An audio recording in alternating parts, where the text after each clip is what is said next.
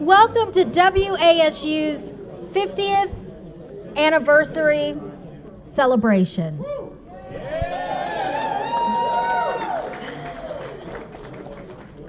My name is Dr. Shannon Campbell, and I am proud to serve as Dean of App State's College of Fine and Applied Arts.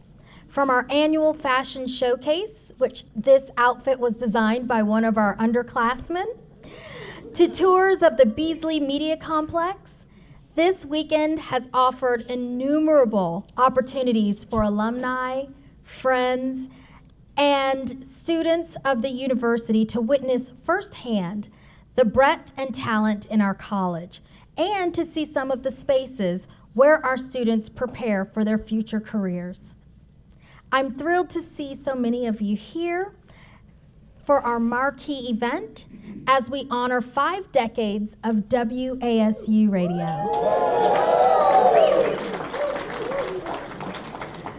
Before I introduce tonight's special guest, I'd like to give a warm welcome to our provost, Dr. Heather Norris, who is Vice Chancellor and our Vice Chancellor of University Advancement, Jane Bargothi, who are sitting here in our second row. I'd also like to welcome the chair of the Appalachian University Foundation Board, Janine Underdown Collins. Yeah. There she is. Hey. We're so glad that you all could celebrate with us as well. And I would like to extend my sincere appreciation to our outstanding sponsors for this evening. WBTV, Freakonomics Radio Network, Learfield, and Beasley Media Group. And if you represent one of these areas, would you please wave your hand so we can acknowledge you?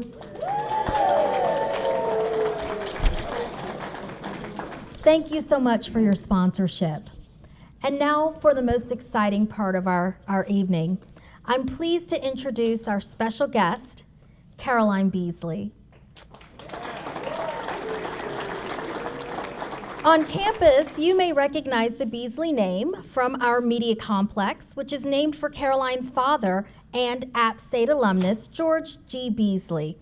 I hope you all got a chance to tour the facility this afternoon and to reconnect with friends. In her role as Chief Executive Officer of Beasley Media Group, Caroline is responsible for leading the company's 62 radio properties, digital operations, and a very exciting esports division. Her progression of leadership has been nearly 4 decades in the making. Caroline first joined the organization in 1983 and has since held roles that include Interim Chief Executive Officer, Executive Vice President, Chief Financial Officer, Treasurer, and Secretary. Other accolades include Radio Executive of the Year from Radio Inc., the Distinguished Service Award from the North Carolina Association of Broadcasters, and the Francis Preston Trailblazer Award from the Mentoring and Inspiring Women in Radio Group. Each of these honors exemplify Caroline's commitment to the radio industry and her visionary leadership. One thing that I was pleased to find out when I had lunch with Caroline earlier today, I asked her, I said, Caroline, tell me something that no one else would know about you. Tell me something fun and interesting. And it is, and this may not surprise any of you, that Caroline is competitive. We did not arm wrestle, though I wanted to challenge her to one at the lunch table. She's competitive and just a fierce athlete. And so exercising the mind and body is very important to her. And so I look forward to hearing her insights. She certainly is a leader that exemplifies identifying a place where excellence and innovation converge, and we're pleased to have her speak tonight. So during dinner, we will also have Dan Valley as our Master of Ceremonies, a fitting role since he serves as a practitioner in residence. But for now, please join me in welcoming Caroline Beasley. Just to say, it's really an honor and privilege to be with you all this evening as WASU celebrates their 50th anniversary. My late dad would have loved to have been here this evening. This school held a very special place in his heart and actually played an even more important role in his life. As some of you may know, he passed away last June due to complications from COVID. He loved visiting this campus, having our Beasley team members participate in the Keller Radio Institute programs, and also providing internship opportunities to students. As a former teacher and high school principal turned broadcaster, he knew the importance of having a solid education. Had he not been eventually bitten by the broadcasting bug, most likely he would have remained in education. My brothers and I are very proud to continue his legacy, overseeing our 61 radio properties, digital operations, and esports division. Let me just say, it's an exciting time to be in the media business. Change is constant, and we are thrilled to be part of it.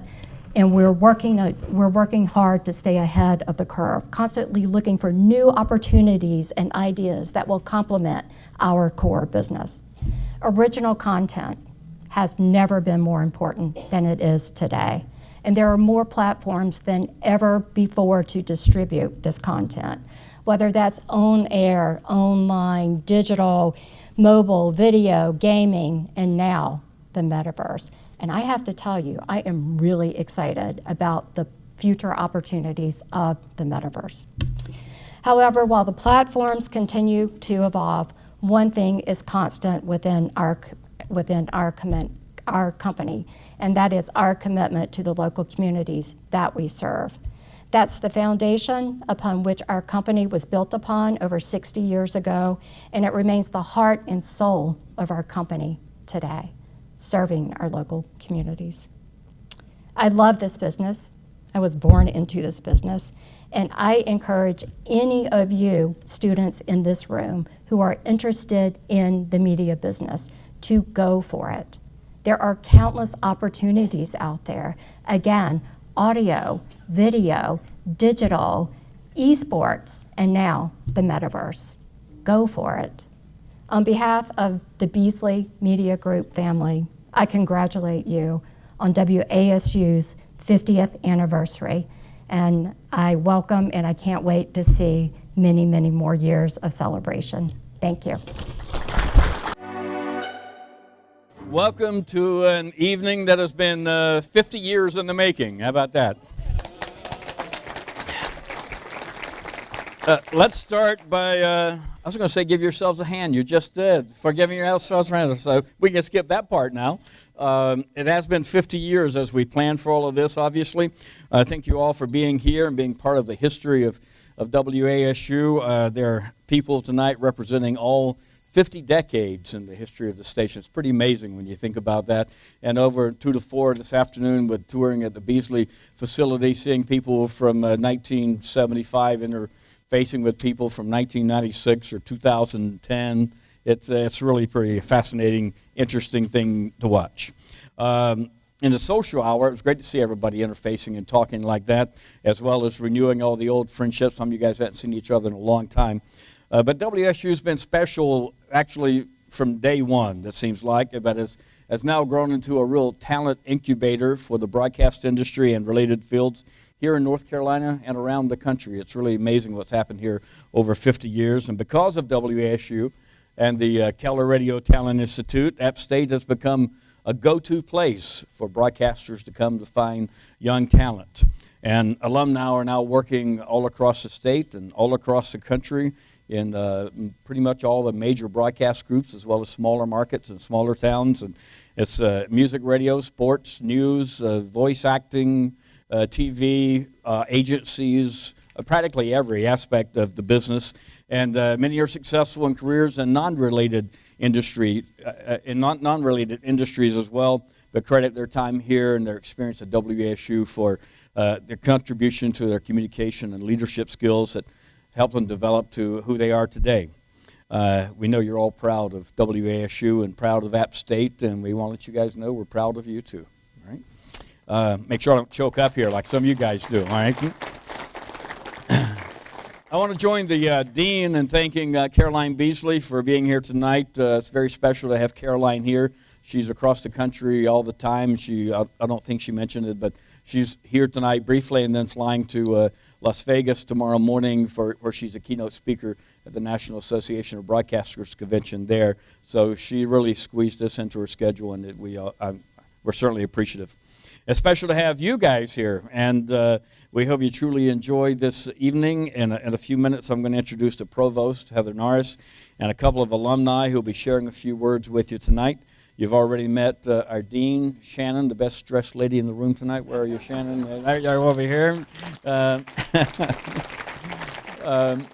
She made her debut on WASU, by the way, being interviewed on Appalachian App 1800, the public affairs program. She does a great job, leads by example, and challenges everyone to do better and to be better. So thank you, Shannon. A special welcome to Jane Bargothi, a Vice Chancellor for University Advancement. Thank you, Jane. For Laura Lockridge, where's Laura? There's Laura over here, Director of Development for the College of Fine and Applied Arts. She's been working on this evening for months. I also want to make it a point to acknowledge faculty and staff joining us tonight. We have Professor Steve McCreary. Are you in there, Steve, somewhere? Steve McCreary back here from the Department of Communication. Professor Ann Ward. I know you're in here. There's Ann. Ann is the, you'll see her name again tonight. She's the producer, editor, and director of the video documentary you're going to be seeing later this evening. She's done a great job with that, her and her student team. Kevin Wilson, the general manager of App TV, is not here, but his team is. He sent his team over, and they're the ones doing the video tonight from App TV. Carlos Montero, practitioner in residence, right here with App TV. Allison Dyke, where are you, Allison?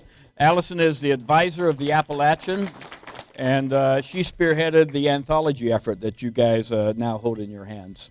That wouldn't be in your hands right now if it wasn't for Allison. I want to mention Emily Mason, who can't be here tonight. She's our engineer for WASU and for App TV. She couldn't make it tonight, but she plays a very active role. Scott Welsh, the department chair, sends his regards. He can't be here tonight. He's recovering from some recent surgery. I told him he really knows how to have fun. And of course, the spread around the room tonight is the 2022 student staff of this historical 50th historical anniversary year. All right. So make sure you guys mingle with some of those students. I'm sure some of you have already. We want to especially thank our sponsors for helping to make this night a special night. They are, as the dean's already mentioned, the Beasley Media Group, Learfield Sports, WBTV Charlotte. John, I didn't get to say hi to you at the radio station today. And Freakonomics Radio, we appreciate you guys. And we have a full agenda this evening that also includes the world premiere of the WSU video documentary. But in the meantime, you guys enjoy your meal. Thank you for being here on this historical night to celebrate the 50th anniversary of the best college radio station in the nation. I am pleased to introduce you tonight to Appalachian State University's Provost and Executive Vice Chancellor, Dr. Heather Hubert Norris. Provost Norris is the university's Chief Academic Officer and the university's second in command. Provost Norris joined App State in 2003 as a faculty member in the Walker College of Business's Department of Finance, Banking, and Insurance. She rose through the ranks, becoming the college's seventh dean after a national search in 2016. Under her leadership, the college renewed its focus on experiential learning, expanding opportunities for global and civic engagement, and emphasizing sustainable and resilient business practices. And it was then the college coined the motto, Business for Good. In February 2020, she was named interim provost, less than a month before the global pandemic hit our nation and the university. In earnest, it did hit. Immediately, she began the process of leading the campus through the many changes and challenges of teaching, learning, and conducting research during a global pandemic, and she was appointed to the role in a permanent capacity in 2021. Provost Norris's career has been characterized by her strong collaborative leadership and service to App State and the greater community, leading by example and fostering innovation and creative solutions. We are honored to have her joining us here today to celebrate this very special occasion. Please join me in welcoming Provost Heather Hulbert Norris. Thank you so much, Dan, for that kind introduction. And welcome, everyone. What a wonderful celebration of the past, present, and future for WASU. The talent in this room is incredible. I echo Dean Campbell's thanks to Caroline Beasley and add my sincere gratitude to her, as well as to this evening's sponsors, Stephen Dubner, who was not able to join us this evening, as well as John Carter. I think we saw him earlier this evening, and Adam Witten. Adam, are you here as well? Adam, thank you so much. Thank you all so very much.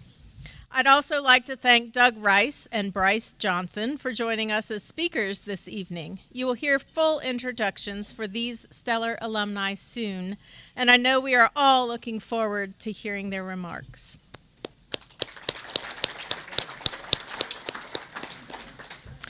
Additionally, I'd like to recognize Wayne Sumner, recipient of App State's 2012 Outstanding Service Award and generous supporter of our programs, for whom the WASU studio is named. Wayne, where are you? Wayne, thank you. You have been so generous with your time, mentoring our students, and we appreciate you so very much. Thank you.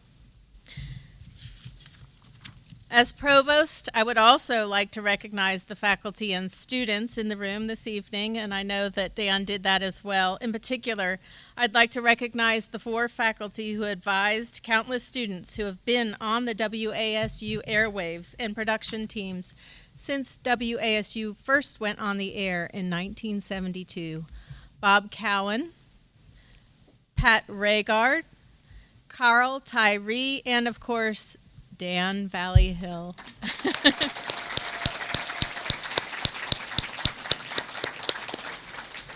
In just 2 weeks, App State's faculty will enjoy what we consider to be our finest hour when we watch our students cross the commencement stage to become graduates of App State. Students, in this room, you can see your future, and it is very bright. It is humbling to be in this room tonight with people who were here when the very first song, Beginnings, by the band Chicago, played on air 50 years ago. Over the years, WASU grew from a fledgling college radio station broadcast from Chapel Wilson Hall and played on transistor radios to the international award-winning station that aired from Way Hall, and then the Beasley Media Complex, which can now be heard online around the world.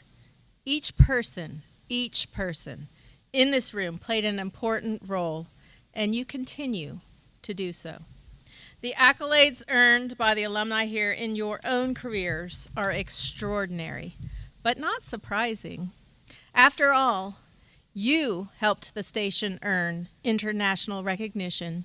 That includes the MTV Award for College Station Radio Station of the Year in 2012, the 2021 New York Festival's International Competition Award for Best Run Student-Run Radio Station in the world.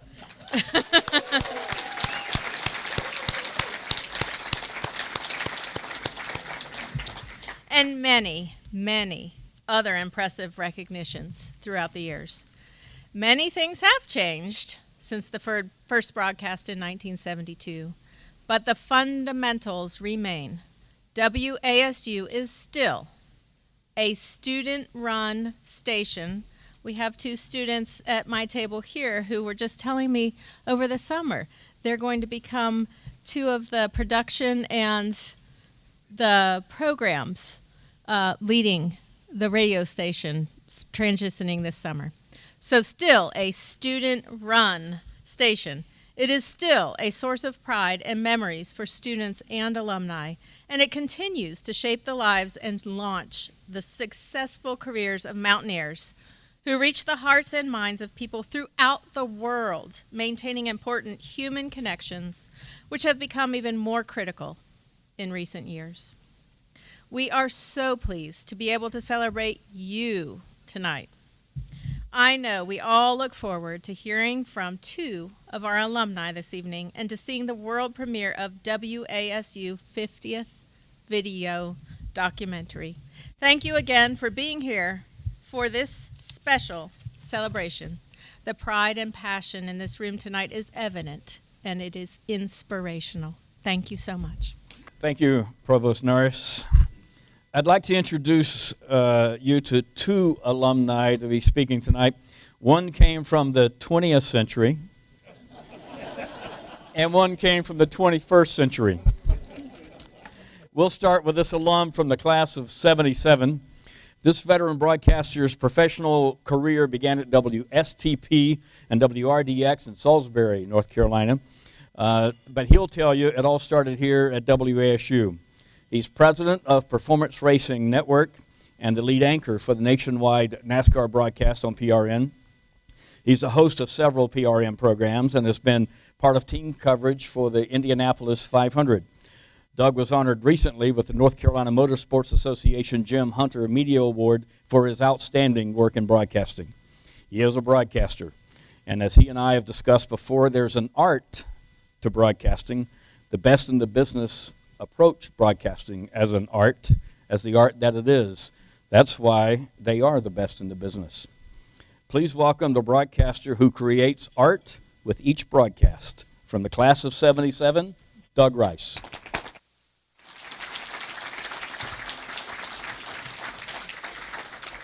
Thank you very much, Dan. Thank you, Provost Norris. I've never been called Stellar Alumni before. That's really good stuff. I can go home now and I'll be happy. My opening remarks are not part of my time speech because Dan kept lecturing me because we do race broadcasts and they last 4 hours. He goes, "You don't have that much time." So I did want to do two things that are not part of my official speech. I'm going off script here, Dan. Please hold on. First of all, I want to thank Dan Valley and the marvelous work this man does.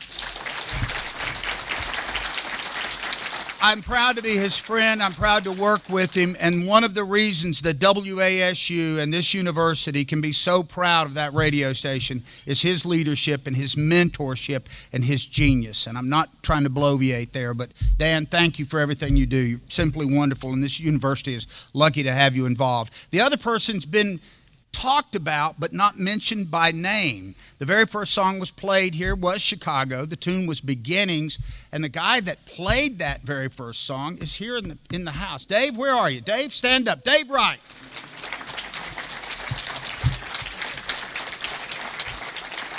I don't know whose idea that was, but that was sheer genius, sir. Thank you for giving us that great start. 1974, I'm a freshman at Appalachian State. 1974, the early part of that year, Richard Nixon was still president. The Vietnam War is starting to wind down. The top two songs in the Billboard charts for 1974 were as follows. Seasons in the Sun by somebody named Terry Jacks. And the insipid The Way We Were by Barbra Streisand. Sorry, I knew I was walking into that. I'm glad to say I don't think we played either one of those on WASU. 1974, I'm a freshman here at Appalachian State University. I'm in Chapel Wilson Hall. I'm taking Speech 101 from the great Dr. Terry Cole, another one of my mentors. Man, I admire him beyond measure. I spied a sign coming out of Speech 101, taped up on the wall, Chapel Wilson, said, 7 o'clock, Tuesday night. If you want to be a part of WASU 90.5, be in this meeting in room 206. That spoke to me. I had an extensive radio background up to that point. I had been part of the Teen Power Hour on WSTP in Salisbury on Saturdays from 8 to 10. It was a ratings powerhouse. I had spotted for the local high school football play-by-play guys, pointing out who made tackles and recovered fumbles and all that. And I had probably listened to thousands of hours of Braves baseball on the radio. That really was formative for me, listening to Milo Hamilton and Ernie Johnson talk about the way the wind was blowing in Chicago and they could smell the stockyards, or how cold it was in August in San Francisco, or the ladies in the pink hats on Sunday at old Fulton County Stadium. So I'm going to this meeting. So I show up 7 o'clock, room 206, Chapel Wilson Hall. There's 75 people in the room. I'm just taken aback. And they all had radio experience. A lot of them had already worked 2 years at WASU. Some of them had jobs in commercial radio. And these people got up and spoke, and each one sounded more eloquent than the other. And I'm realizing quickly my hopes of radio stardom have disappeared before they ever got started. And they said, fill out these forms, and if you're lucky enough, come back Thursday, look on the station door, and if your name's on there, you have a shift. I show up on Thursday. Doug Rice, Thursdays 8 to 10.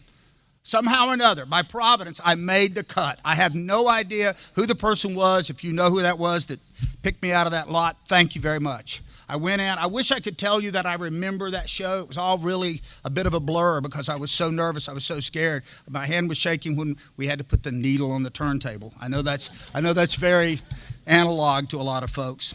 But I made it through it. I don't remember what I played, but I made it through, and I got asked back to do another Thursday show. But that 2 hours on that Thursday night from 8 to 10, it was kind of a religious experience for me. It let me know this is what I want to do. I want to talk on the radio. I want to be a part of this. There was some sort of tingling sensation for me that said, I have found my spot. So I worked at the campus radio station for the next 4 years. I want to talk about campus radio, WASU and campus radio in general. There are two big things about it. Number one is the sense of community. The people at that radio station, and a lot of them are in here right now, Bob Swanson and James K. Flynn and people that I worked with. We were our tribe. We had our own group. We didn't have to pledge. We didn't have to learn the company song. You know what our company song was? Our company song was, we're going to be the best radio station we can be, and everybody's going to contribute to our sound. And that was in the vernacular of today, that was our safe space. We lived and breathed and spent way too much time in Chapel Wilson Hall. But that was a big part of it. The other part of campus radio is, oddly enough, it allows you to fail. It allows you to make mistakes, and you're not going to get fired. You're not going to get dismissed. I don't know that anybody ever was in the entire time I was here. But you had to learn from those mistakes, and we all know in this room that's what the lessons learned well are learned hard. You make those mistakes, and you learn from them, and then you move on. I failed the first class I ever attended at Appalachian, so I know all about that. English 101 was hard. Anyway, so in my current job, I travel a lot. I fly all the time. I have noise-canceling headphones because they're needed, they're required. But I realized the other day, I've worn noise-canceling headphones my entire life. I put on the headphones, whether it's to broadcast a race, to record a podcast, to do a show, and all of a sudden the world is canceled out. I'm focused in, and Adam, I know you know this. Once you slip those on, the world stops, and whatever you're doing, that's the important thing you're talking about. So I've been in the noise-canceling business for a long time. Finally, last little thing here, quick story. It was 1994. Indianapolis Motor Speedway is going to host its first ever NASCAR race, the Brickyard 400. We're going to the holy ground of motorsports at the corner of 16th and George Washington Avenue in Indianapolis, and NASCAR is going to race there. We're going to the playground of Mario Andretti and Al Unser and A.J. Ford. Here we come. Dale Earnhardt and Rusty Wallace and Jeff Gordon. And we're spitting grits and tobacco, and we're going to go up there. We're like the Visigoths storming the gates of Rome. Here we come. We're going to race. I wanted to be a part of that. I wanted to go up there. There was no way I could broadcast that because that rights belong to the Indianapolis Motor Speedway radio network. But I got to go up there and attend it.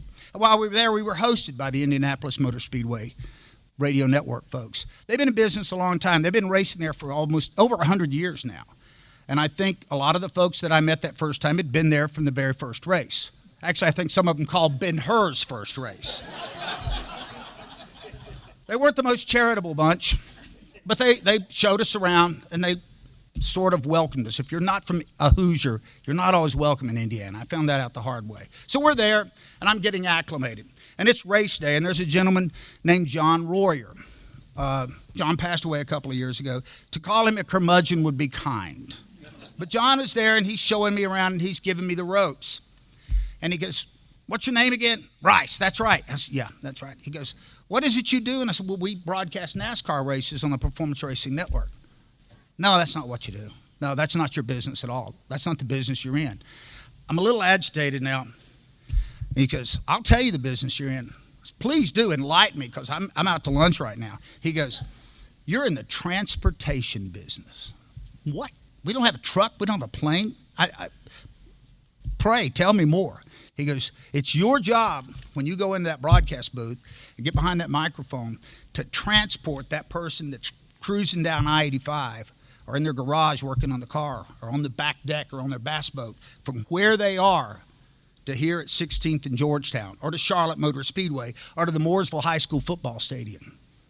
And I went, holy crap, I'm in the transportation business.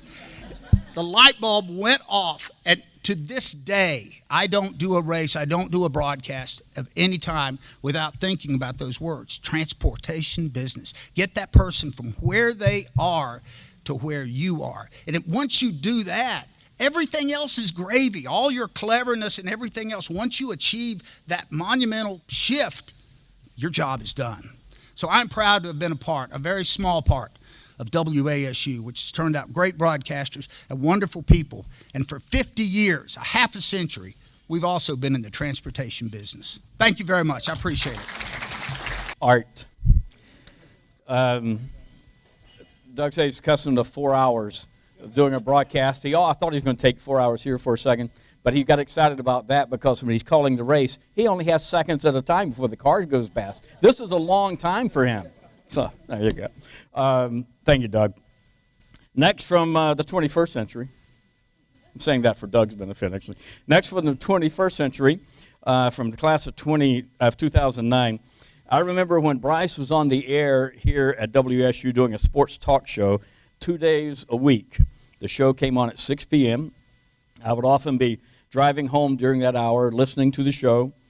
It was not uncommon for me to get home, pull into my garage, and continue to sit in the garage and listen because it was so entertaining, I didn't want to get out of the car. You know what that's called? Great radio. Great radio. I mean, how often does that happen, that you're listening to radio, you get where you're going, you stop the car, you get out, you don't think twice about it. And then in this situation, I didn't want to get out of the car because it was so good. And the amazing thing was, it was coming from a college student on a college radio station. But that was no ordinary student, and it was no ordinary college radio station. I remember while here in college, Bryce telling me as a sophomore or junior that he wanted to create sports talk programming that didn't include all the yelling at guests, at each other, the name calling that happens on so many sports talk shows, and that he thought he could do a show successfully, entertaining without doing that. He did it. And when he graduated, he started his career doing sports talk on the radio in Charlotte, and later a show on Sirius XM.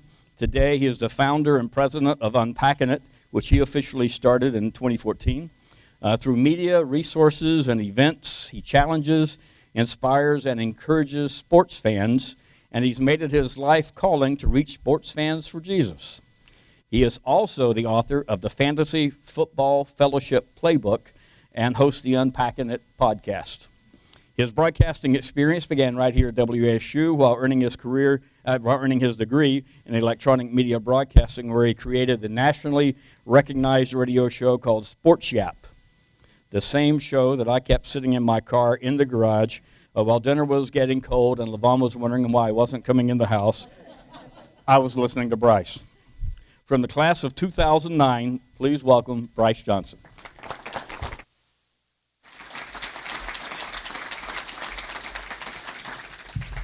Wow, what a special day. Just driving up today, thinking about how much I love Boone, the town, even though it's changed.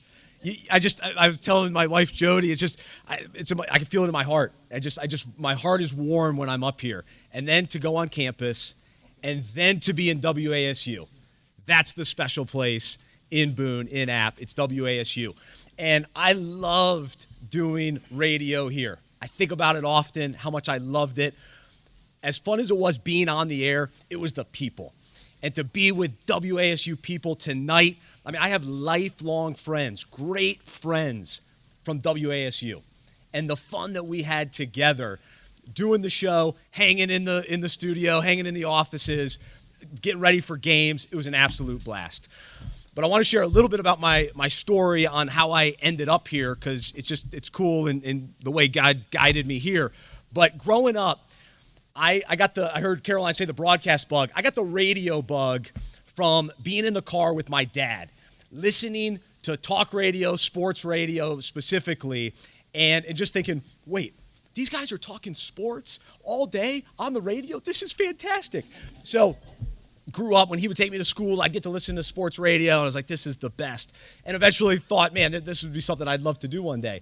Well, in middle school, I got my first taste with radio. I was the president of the student council, and the local country radio station invited the student council to come down. It was Jeff Roper in the morning on the country radio station, and I get to see the radio mics and all this kind of thing. We were promoting Make-A-Wish Foundation. Before I left that morning, my dad said, hey, Bryce, don't forget your radio voice. I'm in 8th grade. I'm going through puberty. I don't know what, who knows? So I was like, okay, all right, sounds good. It's going to be fun. So Jeff Roper says, all right, we got Bryce Johnson. And I said, hey, everybody. And Jeff Roper goes, whoa, somebody brought his radio voice today. And so that was when the seed was planted officially, where, I love radio. This is awesome. So flash forward to high school, started stirring in my heart knowing that radio was the direction to go. And I only applied to App State. This was it. This is where I knew I was supposed to be. And in the summer before freshman year, it was orientation. And kind of like Doug was saying, hey, come check out WASU. This was like, check out what is available at school. Like, get plugged into different activities. Well, it just so happened that the person representing WASU at this information session was the sports director, Jordan Burleson. And so I was able to meet him in the summer and said, hey, I want to get involved. I want to do whatever I can. And so it took a little sacrifice at first. So I come to school. He's like, hey, well, first week of the football game, App State's playing Coastal Carolina. Why don't you stay back in Way Hall in the studio and learn how to run the board? Wait, so I'm going to miss the football game. I got to be in the... But that's what it took, and I was willing to do that, and then ended up being able to be the sports director and got to call play-by-play. And my first 3 years at App, 3 championships. So to be in the sports department was really special. And I'll tell one story of calling the games and just how close we would get as a sports team. So Mike Coulter's here. So I was play-by-play. He was color commentator. And this was during the makeshift experience when they were rebuilding this whole thing. And we were over on that side. And normally we had this nice little, it was almost like a trailer type space, whatever it was. But it was warm during the regular season. Well, this was the playoffs. And we got sent to the roof. We were broadcasting from the roof because ESPN was there. It's like, hey, we're here every week. Get out of here, Sean McDonough. So we're up on the roof. It's freezing. We are shivering. Mike and I are holding each other just to stay warm. And we're going nuts because it's a close game. I think it was a James Madison game specifically. Came down to the wire. It was like a fumble, and it was nuts. But we're holding each other. And so it was such a special time. Here at App, one, for the football program, it was fantastic. But at WASU, it was a really special season. I'm sure everybody here, your era was the best. But ours was great because Dan just got here. So my freshman year was his freshman year as well. And so I got 4 years of Dan, and what a wonderful man he is, a wonderful mentor. And he set me up in a lot of ways. And the best advice he gave me while I was here, when I started sports, we did the sports talk show. I appreciate you saying all that about it. It was so much fun. But I did it for 3 years. Then he goes, hey, it's a great name. It was Sports YAPP for YAP, an app.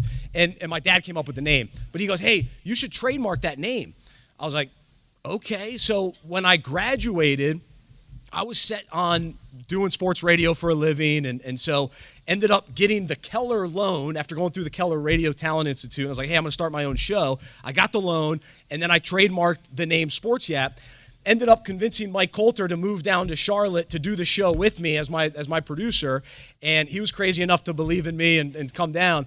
And so we ended up doing the show in Charlotte, and then we moved it was on one station, went to another station, and long story short, did that for a couple years in sports radio, absolutely loved it in Charlotte, and then God ended up working in my life and ended up kind of walking away from that specific radio show, and it was kind of stepping into ministry, and along the way, I get this random email from someone that says, hey, I see that you've trademarked this name Sports Yap. We're starting this app, and I'd like to buy that name. And I'm like, what in the world? Who's this guy? And maybe it was a phone call. And so anyway, long story short, I end up selling this name to him, and it was hard for me to let go because I had all this ties to app and absolutely loved the name and all that it represented. But God convinced me to let go of it. And I ended up using that money to then start a ministry, which is what I'm doing now. It's called Unpacking It. And so now I'm doing sports talk while talking about my faith, talking about Jesus. I'm interviewing some of the biggest names in sports, coaches, athletes, broadcasters, and talking about meaningful things. And it's been an absolute blast. But I still, whenever I think about being here at WASU, it was the most fun. It was so just the freedom and being able to fail and being able to experience all that. It was a very, very special time. Eating Capone's pizza in the studio. They'd bring 3 pizzas over. They were our sponsors, and just hanging out. We ended up doing 100 shows of Sports Yap on WASU, which we celebrated, which was really neat. And so I'm very grateful, very thankful for all that WASU provided me, what Dan specifically did, and then for the relationships, to look around and see John and Justin and Brendan and Mike and Craig Mundy, who helped me start Sports Yap as well. And so it's been a special run. So thanks for allowing me to speak and share, and thanks to all of you for helping build up WASU to what it is today. Thank you, Mike. Thanks. Doug, Bryce, you see the desserts on the table? If you'd stuck to your time, they would have come after you guys finished. So, thank you, Bryce. Back in 1972, WASU debuted on 90.5 FM, as you all know, and people could listen, as Heather said earlier, on their transistor radios. Today, you can still listen on 90.5 WASU-FM, but you can also listen to WASU no matter where you are. You can listen on the WASU stream at WASUradio.com. You can download the WASU app, which I encourage all of you to do tonight.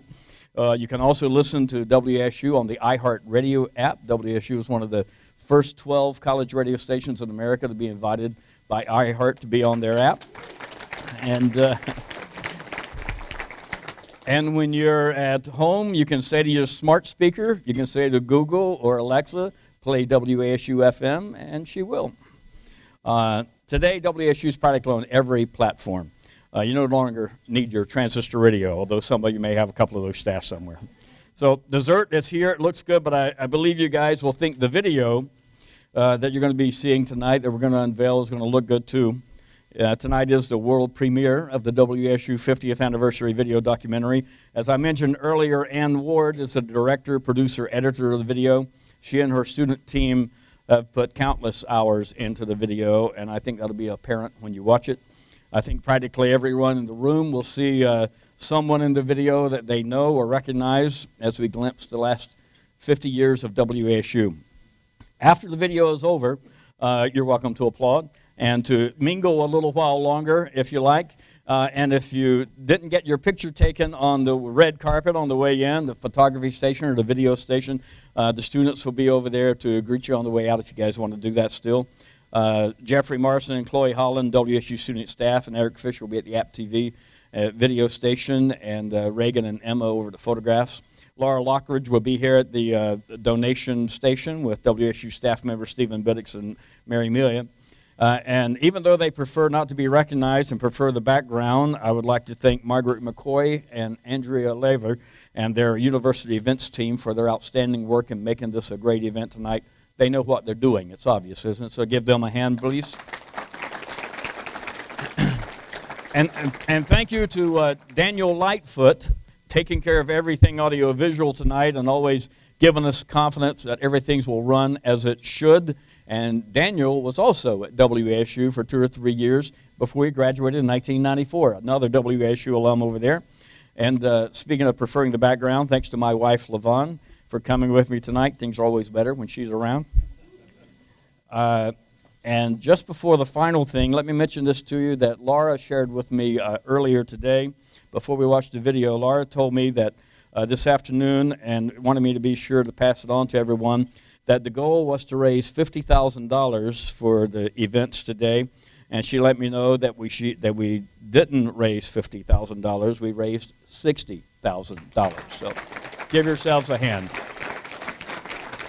And that's from all the efforts that many of you guys made with the matching funds and all that. So that's really terrific, guys. And of course, she also told me to plan for the next 50 years, and she'll be glad to meet you afterwards. Anytime, if you want to help, and she's going to be at the station over there, you guys want to get information from her or get her a business card or whatever. But now it's time for the world premiere of the WASU 50th anniversary documentary.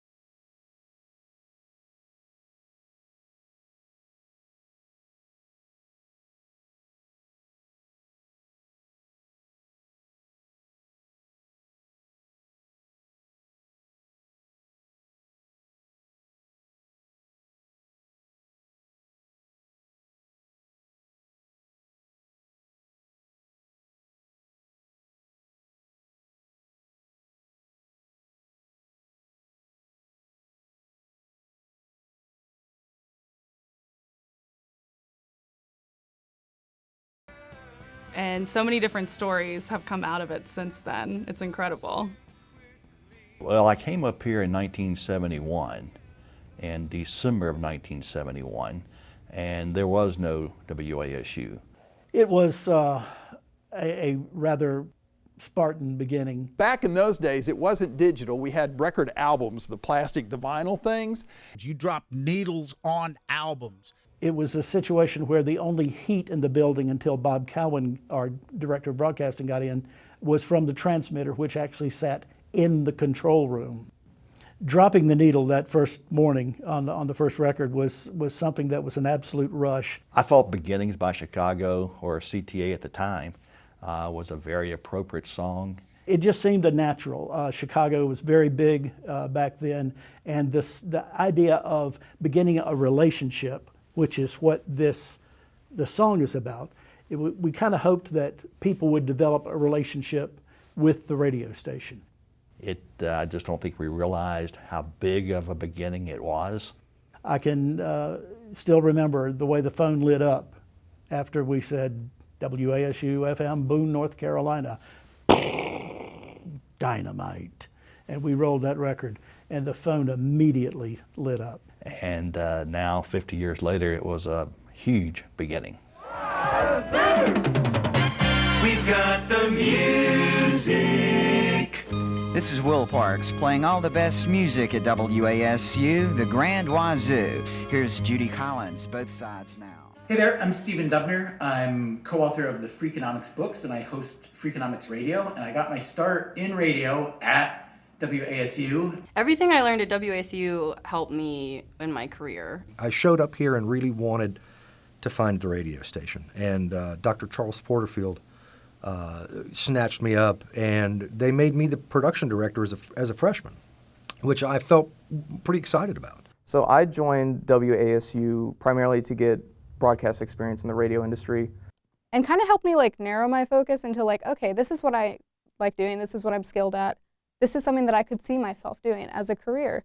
I also grew up listening to Two Guys Named Chris show on 92.3.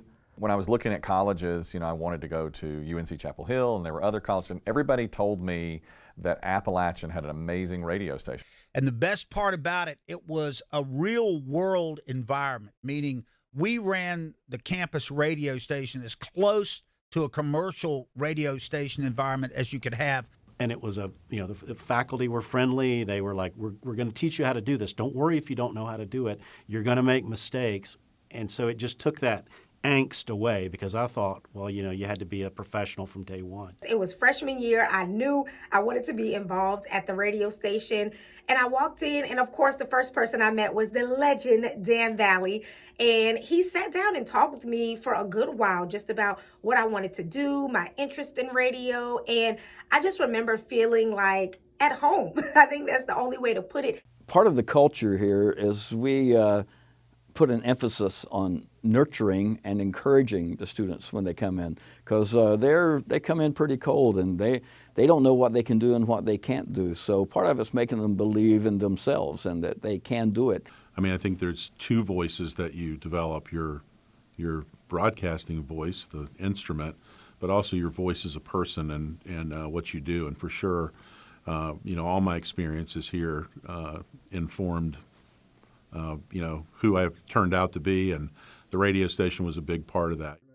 The older students, the upperclassmen, were welcoming and helpful. They knew kind of the legacy. They had as you probably have seen from some of the other folks you've talked to, there's a real pride and a passion and really an emotion attached to, to have worked up here. Up here, you showed up at a meeting, put them on the air, play a record, learn how to cut tape. The first time live on air as a DJ was absolutely terrifying. For one, you're wondering if you're pushing all the right buttons, you're practicing over and over again, but then you hit that red button and it says live, and you're just like, oh my gosh, this is real. First time I was on air at WASU, it was a rush. That's when I got really bit by the radio bug. And that rush, I mean, it's something we're all chasing, right? Just having that feeling on a daily basis was so much fun. The emotions that I had there, the first thing I can think of is fun. It was so much fun there. Everyone was always together, whether we were at the studio or we were out doing a remote or at an event or just like team building. We had people that wanted to do conservative talk shows, and we had people that wanted to do cooking shows, and like all kinds of different tastes that these people had. So I got exposed to a lot of different personalities in our community. It's nice to show the younger generation how things used to work, and see, more importantly, I think, if we can help them make connections and become successful in whatever way they want to be. My first 3 jobs I got because of alumni who were in the business. My senior year, I kind of ruined it because I was so stressed about finding a job and what do you do? And this was way before the internet, and you had some more ability to research, and so you were kind of on your own.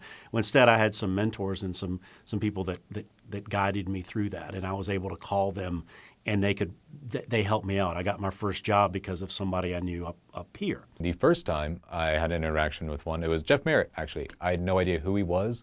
I think at the time he was like something high up in the Alumni Association, and I was a freshman at a tailgate with a friend of my mom's, and he was talking about something. I was like, oh yeah, I'm taking the radio class. He went, hey, I did that.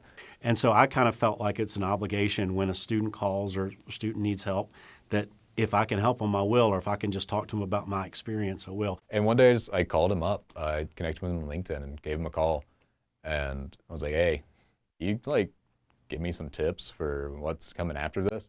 And he talked to me for like a good 30 minutes to an hour. College radio, the way it was meant to be. Say that again. Say it. 90.5 WASU, the app FM. The ability of WASU to try it and succeed or fail that was a great teacher. We are student employees, but we're still learning.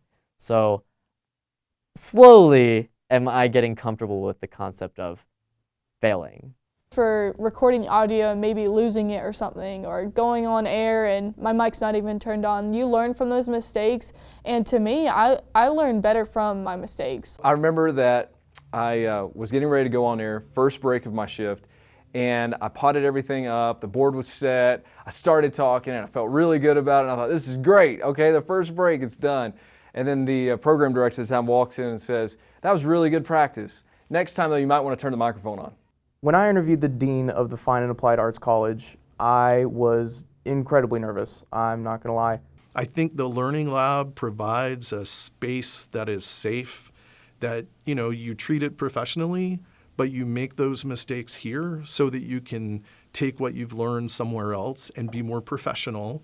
When we actually sat down and we started talking, a lot of that pressure kind of melted away the longer the interview went.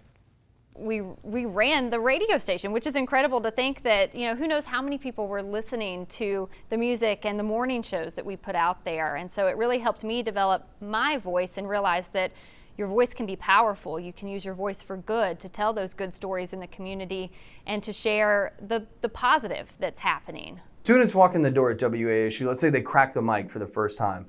There is a lot of insecurities. You've never done this before. It is new, it is foreign. Everybody can hear me when I push this button. For me, that was the empowering thing, is finding my voice and being myself on air. And I learned so much about just communication from that. A lot of things that I still use today, and now this is what I do full time, is make radio and podcasts with that same desire to keep that connection between the speaker and the listener so close. It's not just skills that you learn for your broadcasting career or in the broadcast industry, it's life skills. You learn so much, you develop so much as a person. The college radio years, it taught me a lot about management, it taught me a lot about programming, and really prepared me to take my career in radio even further. And I don't think I ever forgot to turn my microphone on again after that moment.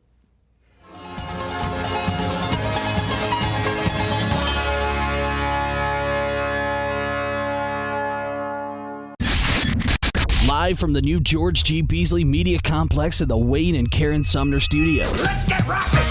This is your college, your station, your music. 90.5 WASU-FM Boom, the app. I went to tour the Beasley building when I was teaching for one of the Keller Institute workshops.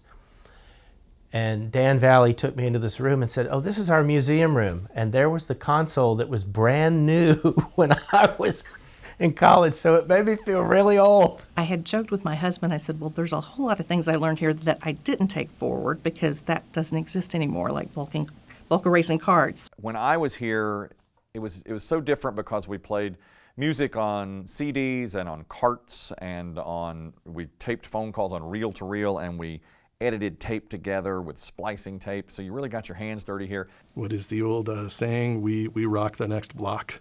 Have you heard that one yet? The transmitter used to be so low below the horizon, the signal only went about a block. And it was a big thing when we finally went stereo. The little light came on and you had 2 channels. And that was just, we were so proud. We were so excited. It's like you could play the Beatles or Pink Floyd and it sounded right. Yeah, you start from humble beginnings in the basement, in one of the buildings across campus, to now you've got this entire Beasley Media Complex built. It takes something special to make that happen. But number one in my head's got to be the invite to the Broyhill to have lunch with the late George Beasley.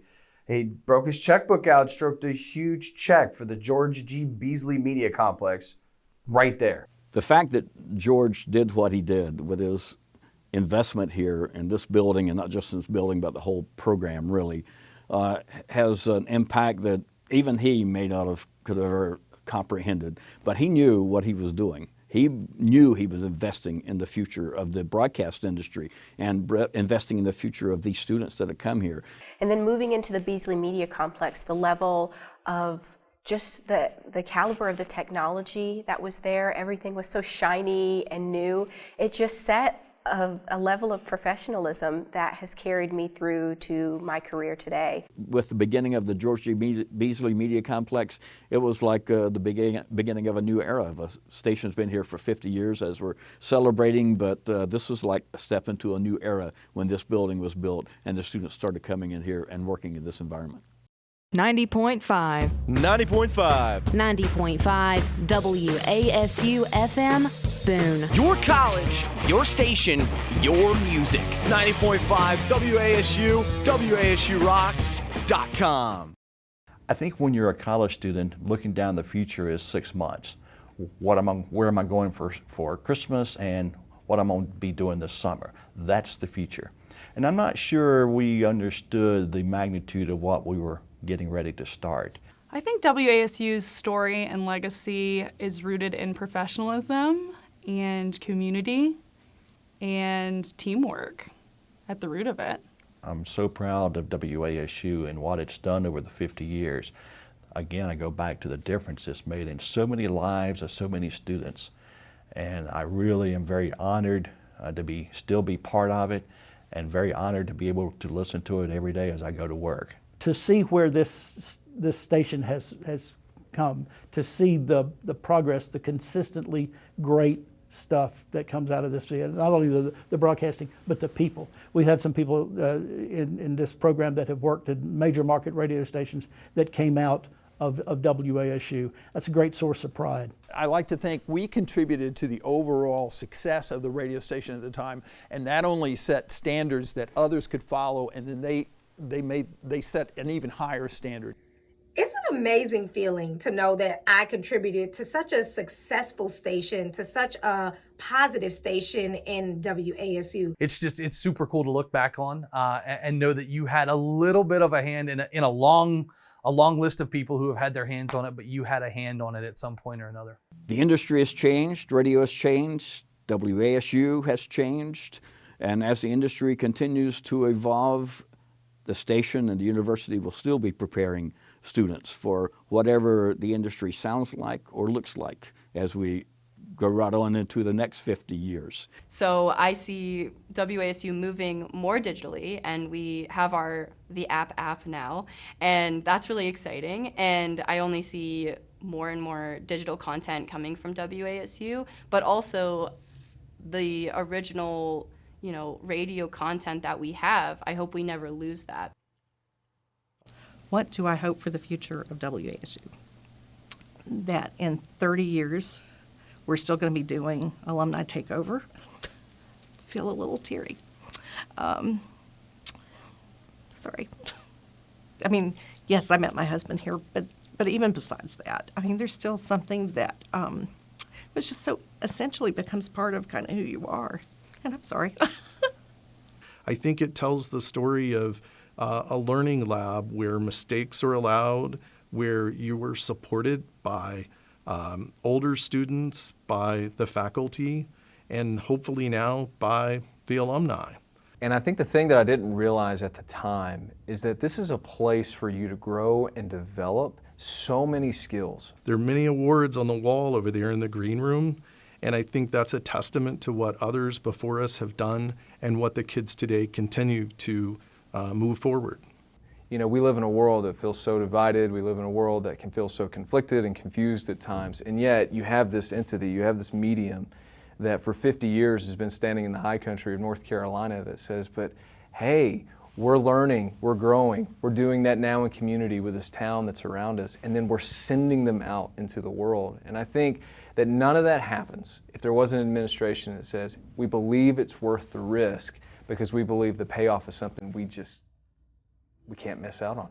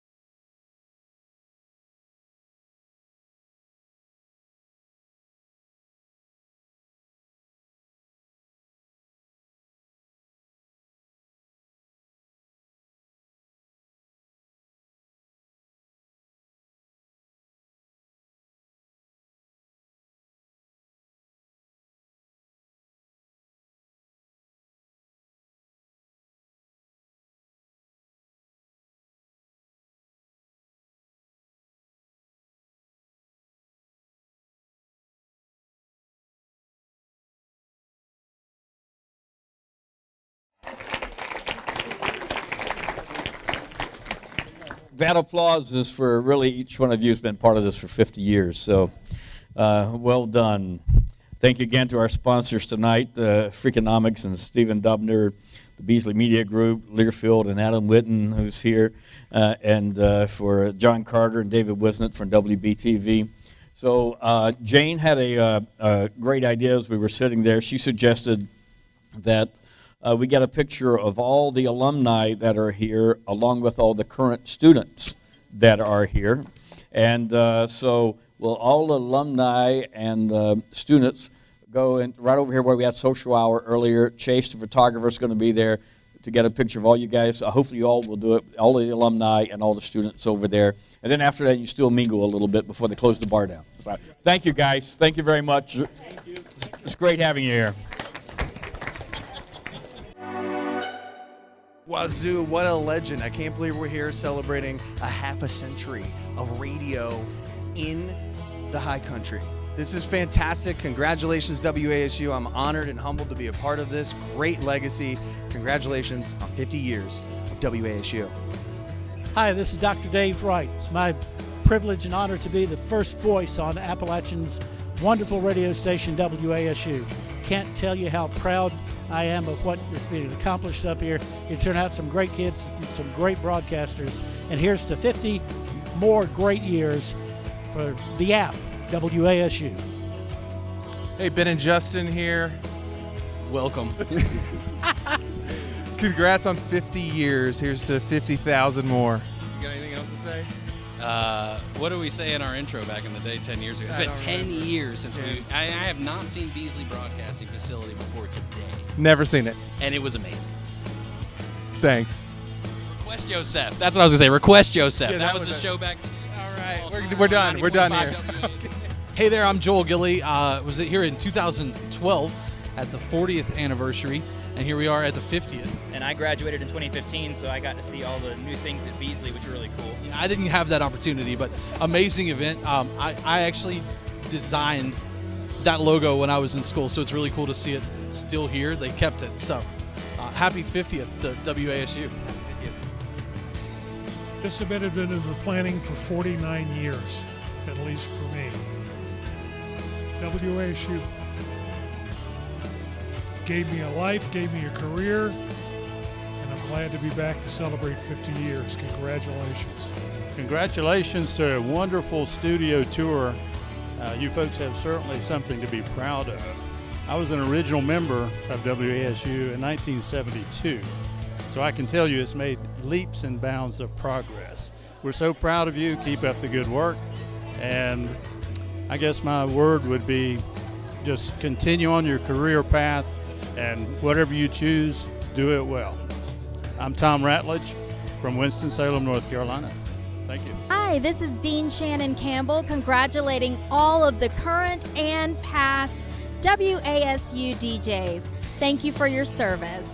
Hi there, I'm Keith Pittman. I'm the Technical and Facilities Manager for the Light FM, and some of the best years I ever had were spent right here at Appalachian State. I'm a former station manager from the class of 1989, and I just want to say a big congratulations on that 50th anniversary.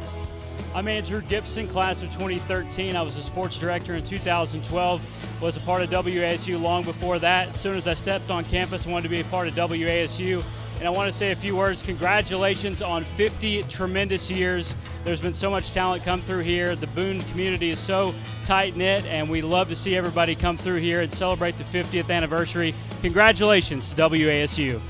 Hi, I'm Doug Rice, class of 1977 and an alum of WASU, a very proud alum of WASU. I am thrilled that we are up here celebrating a half century of not just this campus radio station, but a half century of excellence in broadcasting. This place has turned out so many great broadcasters over the years, and I feel like it's got another 50 years of broadcast excellence in front of it. Hi guys, this is Carlos Montero from UpTV, practitioner in residence. Vandy Montero. We met here in school, like she finished in 1997, I finished 1988. And then now WASU was strong, you know, was really an institution people respected. And we want to wish you a happy 50th birthday because, I mean, it's not easy Yes, happy 50th. Happy 50s. Hi, Jamie Thompson, class of 2000. Proud of WASU for making it 50 years. Let's make it 50 more. I'm Jeff Merritt, and I was at WASU from 1984 to 1988. I want to wish the station a very happy 50th anniversary. Hey, I'm Bryce Johnson. I was on WASU from 2005 to 2009, and it was an absolute blast. I was the sports director, did play-by-play, hosted a show called Sports Yap, and we had a ton of fun, great friendships, so many memories. Congratulations on 50 years. Way to go, WASU. Best student station in the country. Hey, this is Adam Witten, class of 2004, former sports director at WASU and current play-by-play announcer for the App State football team. Congrats to WASU. 50 awesome years, some of the best years of my life. Here's to 50 more. Cheers. Hey, this is David Wizzett, Appalachian State University, class of 1983, and I've been a reporter at WBTV in Charlotte for the last 31 years, and I worked at 91 Rock WASU from 79 to 83. Congratulations on 50 years of great music, the best college station in the nation.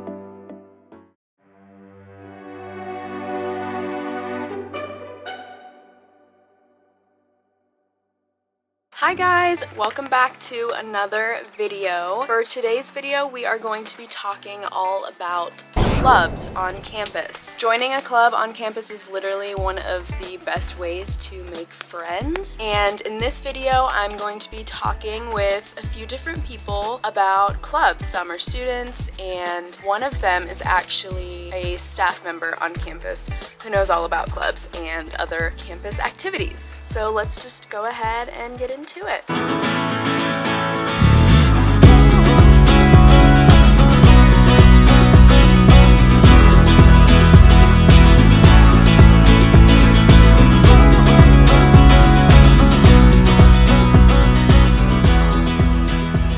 So I'm with Olivia right now. Hello. Oh my gosh, I look so short. We're actually both in Ear Candy a cappella, which is one of the many clubs on campus, but Olivia is in some other clubs too, so we're gonna sit down and talk about them. So what other clubs are you in? So I'm also in apps, and I'm in 2 councils. I'm in special events and main stage. It's just like a meeting of everyone just talking and throwing out ideas and planning concerts. Everyone gets their voice heard, which is really great, and everyone kind of gets a say in what we do. So when you first got to app, why'd you join a club in general, and then why'd you join apps? Well, freshman year, I originally just joined the lacrosse club team, and I did it because I played lacrosse in high school, and during COVID, I decided to join apps because I kind of felt like I was missing out on stuff since I wasn't really on campus, and it's just fun to like get a say in what our campus does. Yeah, that actually is really cool. Do you think that joining apps or lacrosse or just joining a club in general benefited you? Yeah, I feel like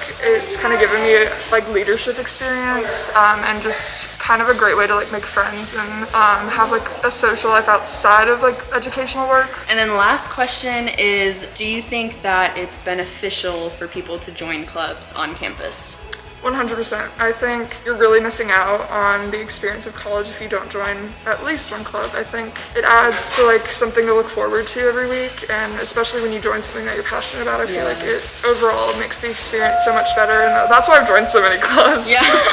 Well, thanks, Olivia. Thank you. Hey, I'm Nick Nelson. What club are you in? I am part of Crew at App State. When you first got to App, why did you join, and why did you join Crew specifically? Crew is specifically a ministry, and so like I was trying to find a way like, hey, let's keep pursuing my faith while on campus, but at the same time, part of Crew's message is like, hey, we have community here. We have large group, small group, gatherings outside everywhere. So do you think that Crew has benefited you so far? It's definitely provided me community, and definitely a time where it's hard to find community. I know with COVID going on, it's hard to like establish something. I had to go through a transition period with COVID, but still we're able to find like a smaller group, able to like meet with people and just gather around and talk about like either silly stuff, like I know like we've had like paintball fights, cookouts, barbecue, and just like also serious conversations if you need to have it, you can develop brothers and sisters here. Last question, do you think that it's beneficial for people to join clubs on campus? And why? It's completely beneficial. Yeah. I was an RA last year, and so I experienced the whole nobody could really see each other, and so the only way for people to meet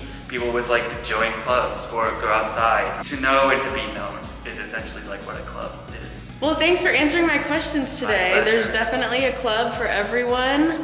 Thanks, Nick. Yeah, I stayed.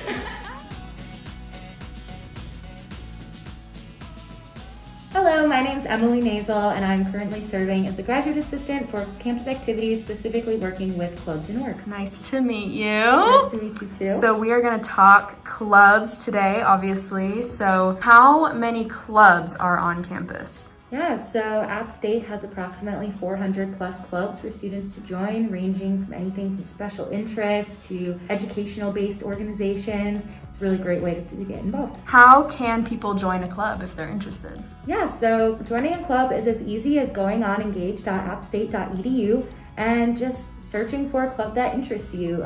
Every single active organization on campus has an Engage portal. It's very easy to navigate. You can find out information about the clubs that you're interested in, as well as contact information to get in touch with club leaders and advisors. Whoa, so Engage is like the way to go. Yes, highly recommend Engage. Is it too late in the game for people to join a club, or can they join whenever they want?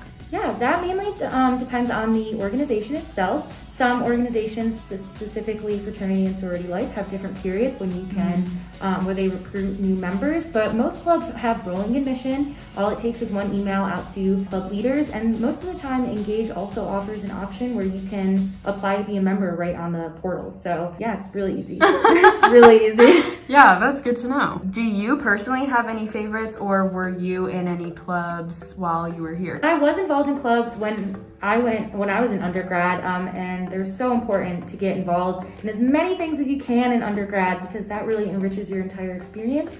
I'm a sucker for a dance club. I grew up dancing, so anything that involves that is just chef kiss my cup of tea. So overall, do you think it was beneficial for you to join a club?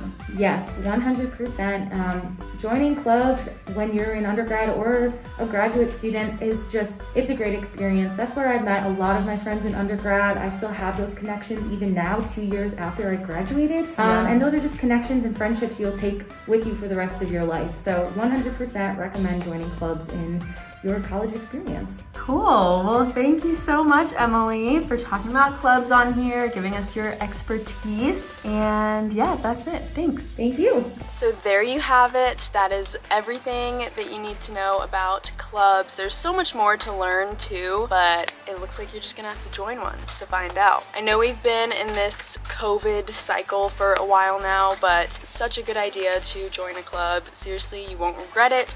There is something out there for everyone too. I mean, 400 plus clubs, that's a lot. That's it for this video. I really hope that you guys enjoyed it. Maybe you got something out of it. Maybe you're gonna join a club now. As you can tell, I'm outside and it's cold. It's actually currently snowing. So that's the end of this video. Again, I hope you guys liked it. A raindrop just hit my head. I'll see you guys in the next video. Bye.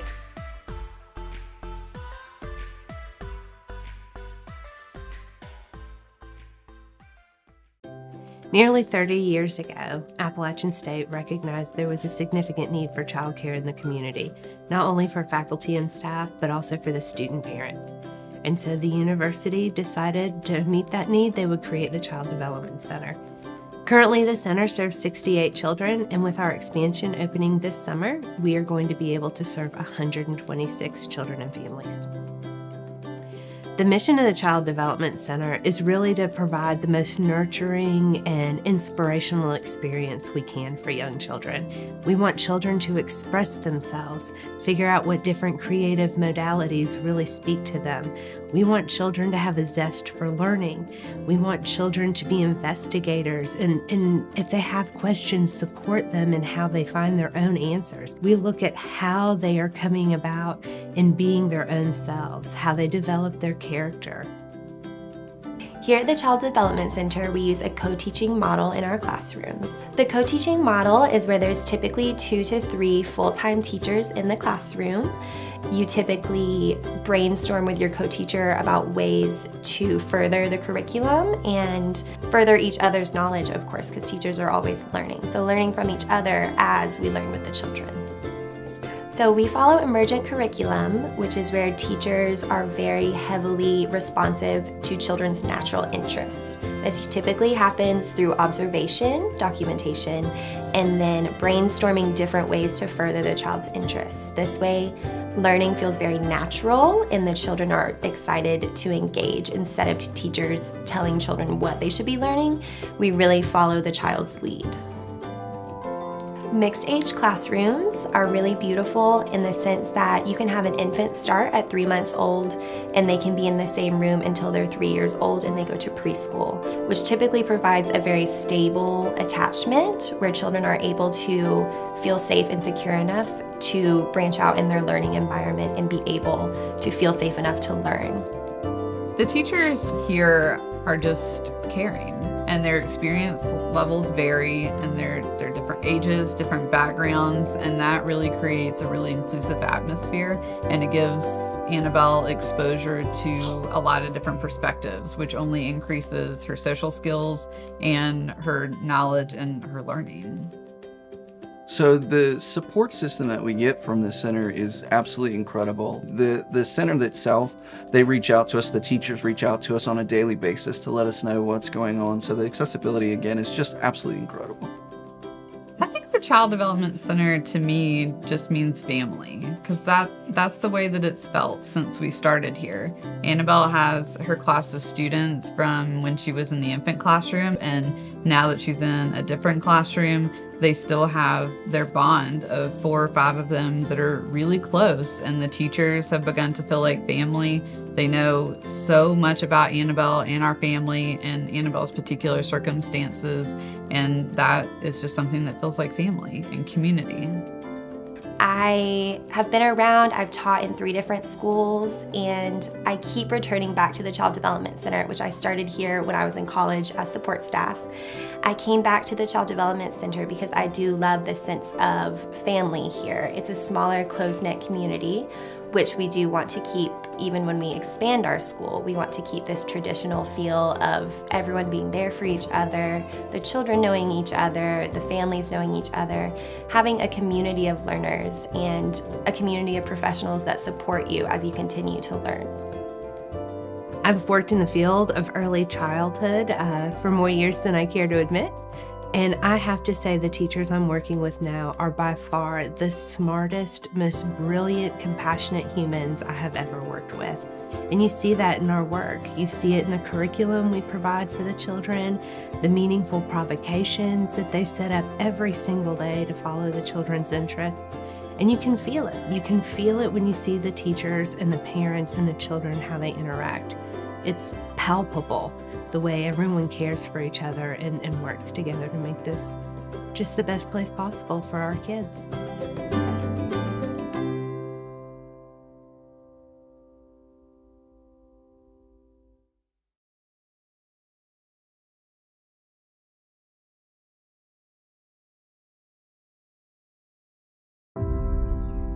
When one arrives in Boone, you pretty quickly feel embraced by the mountains.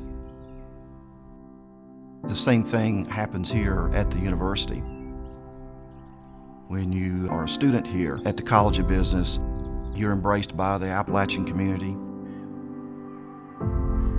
The name Appalachian State University, it means something and it connects with people.